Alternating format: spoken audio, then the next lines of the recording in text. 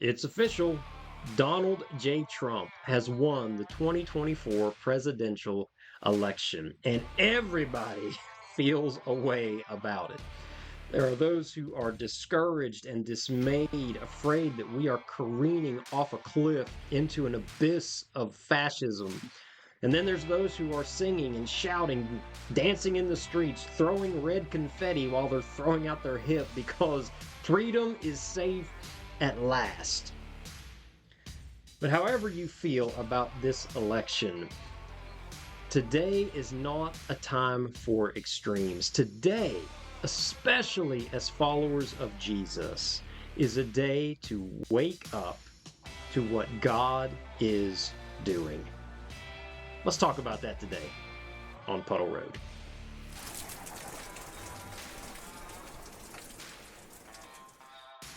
Can you feel it? God is up to something, and it's very big and very important. But in order to see it, we have to be awake to it.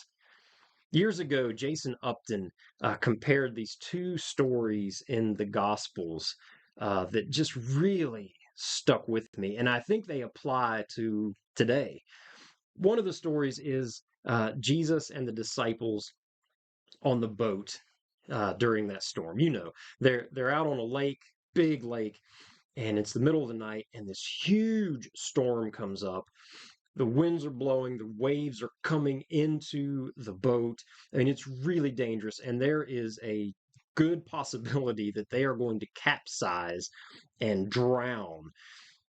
And they're fighting, the disciples are, for their lives, trying to keep the boat afloat. And Jesus is asleep in the stern. Well, finally, they go to him and they wake him up and they're like, Jesus, we're going to drown. Don't you care? And so Jesus gets up and he walks to the front of the boat and he rebukes the winds and the waves. He tells the storm to shut up. Things calm down. There's peace all around. And he looks at him and says, where's your faith? Why do you have so little faith? The other story is Jesus and the disciples in a garden, the Garden of Gethsemane. And Jesus is off a little bit away from them by himself praying because he is about to embark on the most important act in the history of the world. He is about to defeat sin and death by absorbing all of the horror and violence and shame of sin onto himself and to die so that we can be free from sin and live. And it's horrible. And he is crying out to his Father, if there is any way for this cup to pass from me, please let it be so. But if not, not my will, but yours be done. While Jesus is agonizing in prayer over the saving of the world, the disciples are asleep. And the thing that those two stories show is that we are so often awake to what Jesus is asleep to and asleep to what Jesus is awake to. And my question for us today is, what if we are so awake to the political stuff going on around us that we are asleep to what Jesus is actually doing in his church? For most of you, I would imagine that you woke up to some pretty exciting news that Trump's victory brought a lot of joy to your heart and maybe a big sigh of relief, like everything's going to be okay. And this election brought with it some expectation for you. The expectation that now, because Trump is going to be in office, that maybe the sexual perversion that is just so overtaking our culture will be tamped down a little bit, that there will be security at the border, which gives us a feeling of personal safety, that this hope that maybe inflation will decrease and your kids might be able to actually buy a house one day, that religious freedom and freedom of speech will be protected. And let's just say that all the stuff that you hope for happens, that he's able to pull it off, and all of it comes to pass just the way you hope it will. Would that be enough to wake you up to what Jesus is awake to? Is that what would do it? Would that shake you awake to what Jesus is doing in this world? As human beings, there is just this natural tendency to be awake to the things that affect our comfort and our security and our peace and our bank accounts. But Jesus is awake to something totally different. He's awake to the condition of our hearts, our souls, his church. And right now, his church in America is in trouble. We are in decline. Attendance is down, giving is down, discipleship is down. Most church attending Christians haven't shared Jesus with one unbeliever in the past year. We worship the God of sports, and every pastor knows that if it comes between discipleship and Little League is going to win every single time. We are in trouble. Our kids are growing up, graduating from high school, going off to college, and not just leaving the church, but leaving Jesus. We are in trouble. And Trump can't fix that. No matter what he does as far as our economy goes and foreign policy goes, even if he makes the best decisions and we have an economic revival in our land, that's not going to fix the hearts of God's people. Only Jesus can do that. And so I want to encourage you as followers of Jesus. Hey, if you're happy about Trump winning, be happy, be hopeful, celebrate. I hope you have a smile on your face.